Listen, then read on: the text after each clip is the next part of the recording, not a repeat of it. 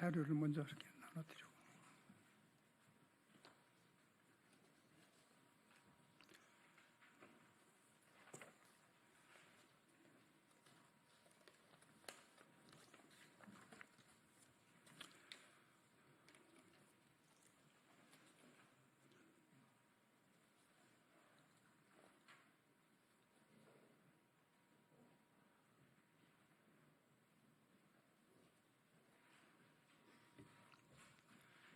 자료를 나눠드리죠.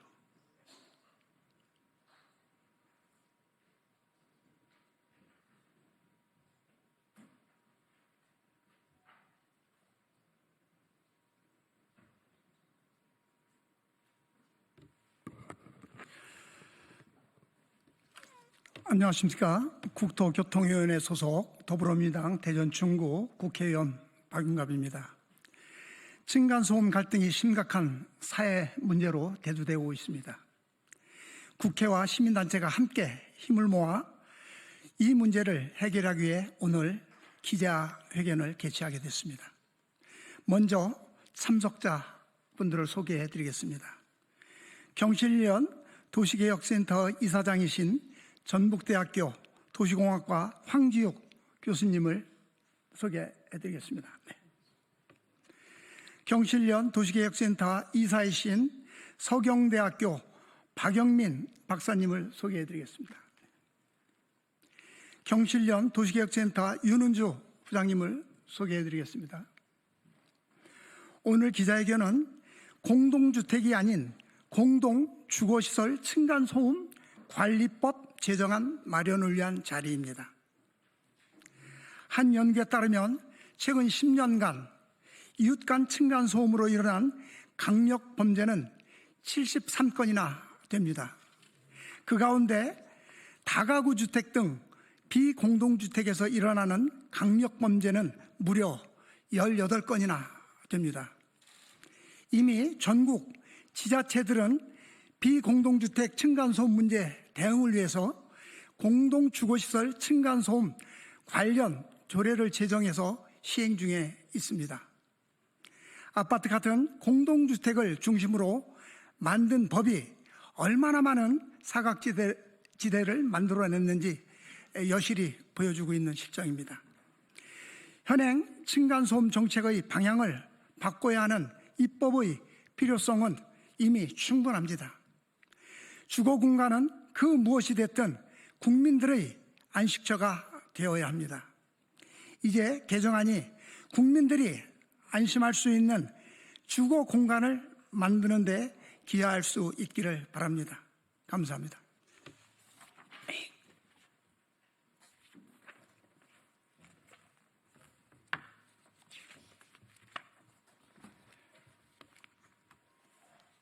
네, 안녕하십니까. 황지욱입니다.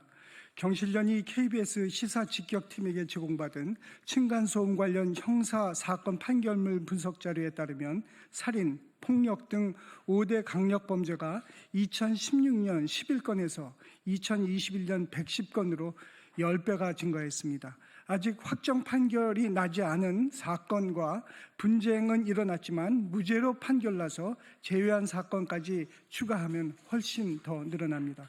이대로 층간소음 문제를 방치하면 공동주거 시설 주민을 잠재적 피의자 또는 피해자로 만드는 것입니다. 또한 우리나라 국민 10명 중 7명이 넘는 사람이 공동주택에 거주하고 있습니다. 국내 인구 주택 총조사에 따르면 2020년 기준 우리나라 국민의 77.8%, 거의 80%에 육박하는 수준이 공동주택에 거주하고 있습니다. 단독주택으로 분류되는 다가구 주택까지 합하면 그 비율은 더 높아집니다. 국민 누구나 겪을 수 있는 고통임에도 정부의 층간소음 해결 방안과 정책은 매우 미흡하고 근본적인 해결책이 나오지 않고 있습니다.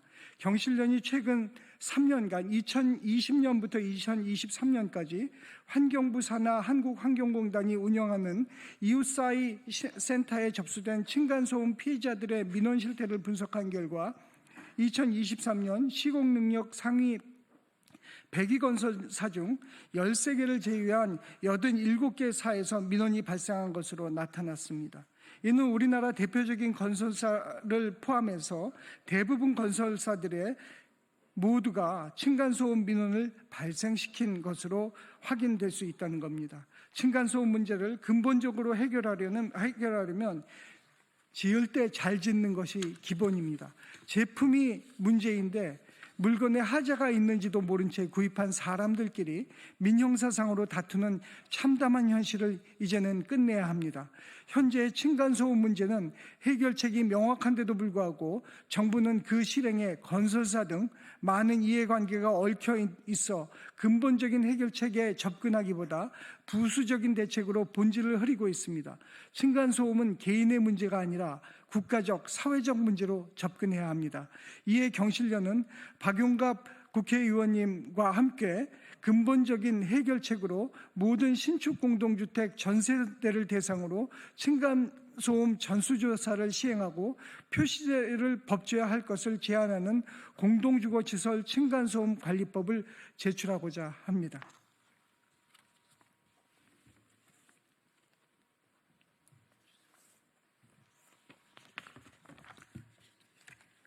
네, 오늘 청원하는 청원 내용 간단히 말씀드리겠습니다.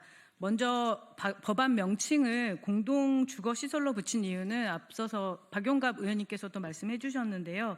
지금 층간소음 관리 정책의 대상에서 소외되어 있던 두 가구 이상이 건축물의 일부를 공동으로 사용하는 원룸이나 다가구 주택 등을 다 포함해서 공동주택, 주상복합, 단독주택, 기숙사 등으로까지 층간소음 정책의 대상을 확대하고자 함입니다. 그리고 층간소음은 바닥 충격음과 생활 층간소음으로 구분을 했습니다. 바닥 충격음은 건축물의 바닥, 벽 등을 통해 전달되는 충격 소음이고, 생활 층간소음은 입주자 활동으로 인한 직접 충격 소음, 공기 전달 소음, 급수, 배수로 인한 소음입니다. 저희 법안의 가장 핵심은 시공사가 준공검사 시 모든 동호수의 공동주거시설의 바닥 충격음을 실측하도록 하고 그 결과를 공개하도록 하는 것입니다. 그리고 국가와 지방자치단체가 관리 감독을 하도록 하는 것입니다. 1000세대 이상의 공동주택은 바닥 충격음 등급 기준으로 경량 충격음 1등급, 중량 충격음 1등급을 준수하도록 하고 1000세대 미만의 공동주택에 대해서는 경량 충격음 1등급, 중량 충격음 2등급, 그리고 단독주택의 공동주거시설에 대해서는 경량 충격음 1등급, 중량 충격음 3등급을 준수하도록 했습니다. 또한 구축의 경우는 생활 층간소음 방지를 위해 층간소음의 소음 피해자 등은 지자체 및 관리주체, 층간소음관리위원회 등에게 층간소음 발생 사실을 알리고 관리주체 등이 소음 유발자에게 층간소음 발생을 중단하거나 소음 차단 조치를 요청할 수 있게 했습니다. 소음 유발자 등은 관리주체의 조치 및 조사에 협조하지 않을 시 지자체는 과태료 부과 등의 제재를 가할 수 있습니다. 끝으로 본 법은 주택법, 건축법, 공동주택관리법, 환경정책기본법, 소음진동관리법, 기타 민법과 함께 적용되며 충돌 시 본 법을 우선 적용하도록 하는 층간소음 관리 특별법입니다. 감사합니다.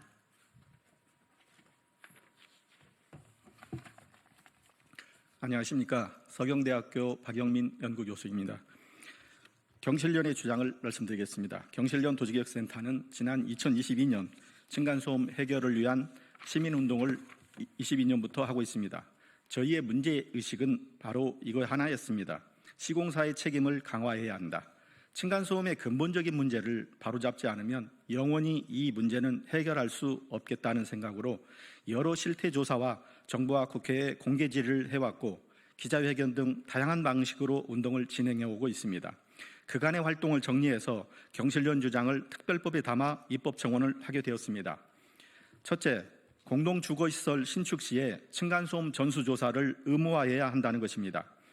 동일한 설계 시방서임에도 불구하고 작업자의 숙련도와 시공 품질 관리, 즉 마무리 시공을 어떻게 하느냐에 따라서 층간소음 차단 성능이 달라지기 때문에 준공 시에 현장의 모든 세대를 대상으로 전수조사를 해야 한다는 것입니다. 그래야 시공 품질을 높이고 실제 현장에서의 층간소음 차단 성능이 확보될 수 있다는 것입니다. 2023년 12월에 정부 당시 국토교통부 장관이 직접 공동주택 층간소음 해소 방안으로 기준 미달 시에 준공 승인을 허가하지 않겠다. 사업 주체 손해배상 시 대국민 정보 공개를 하겠다. 2025년 LH 공동주택에 대해서 1등급 설계를 하겠다고 전면 시행을 하겠다고 발표를 했지만 이는 2022년 8월의 국토부 대책과 동일하게 고작 5%의 샘플 조사를 시행하고자 하는 것으로 저희 경실련이 주장하고 있는 전수조사가 아닌 형식적인 대책으로 역시 무의미하고 실효성 없는 정부의 층간소음 정책임을 지적하고자 합니다. 경실련은 바닥 충격음에 대해서 최소 20%를 시작으로 전수조사 의무화를 위한 단계적 로드맵을 제시할 것을 수년 전부터 국토부에 촉구했습니다. 그러나 이에 대한 정부의 대책은 아직까지 발표된 적이 없습니다. 이에 경실련은 신축되는 모든 공동주거시설의 전 세대를 전수조사해서 동호수마다 층간소음을 표시하는 고강도 대책이 아니고는 문제를 근본적으로 해결할 수 없다고 주장하는 바입니다. 둘째, 층간소음 기준 초과 시 벌칙을 강화하라는 것입니다. 아무리 법이 있어도 법률 미이행 시에 벌칙이라고 하는 것이 권고 수준에 그친다면 실효성이 없습니다. 층간소음 문제가 중대한 범국가적, 사회적 사안인 만큼 문제 해결을 위해서는 권고 수준의 벌칙을 보다 현실적으로 강화해야 한다는 것입니다. 시공사, 즉 건축업자가 신축 공동주거시설의 바닥 충격음 측정 등을 이행하지 않거나 실측치가 기준을 초과하는 경우에 지자체 등 건축 관련 승인권자는 준공검사를 불허해야 합니다. 준공검사 불허로 인해서 입주 예정자가 입주일에 입주를 할 수 없는 경우에는 그에 따른 경제적 손실, 금융비용이라든가 이사비용, 공인중개사 비용, 교통비 등 이런 비용 등은 전부 시공사가 부담해야 합니다. 그 책임이 시공사에게 있기 때문입니다. 아울러 바닥 충격음이 법적 기준을 초과 시에는 시공사에 대해서 벌금을 부과하거나 심각한 위반 시에는 건설사 평가에 반영하고 입찰을 제한하는 등의 강한 페널티가 필요합니다.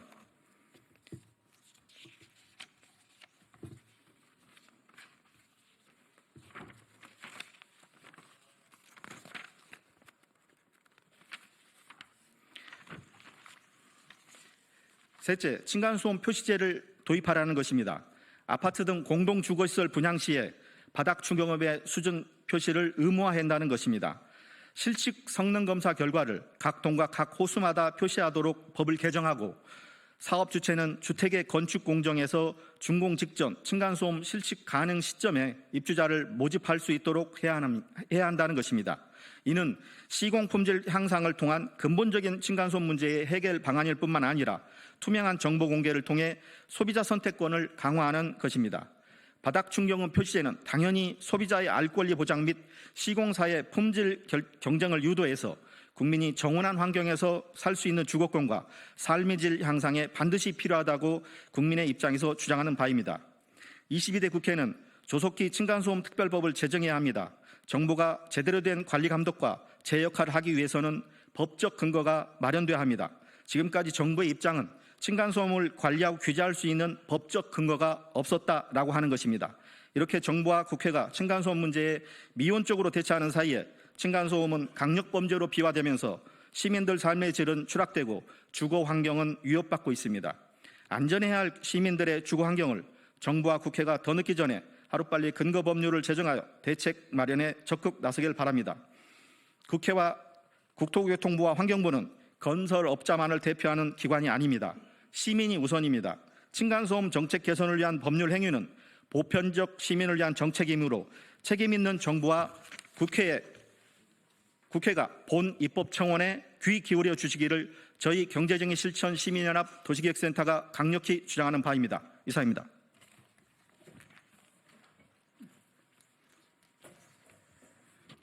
감사합니다.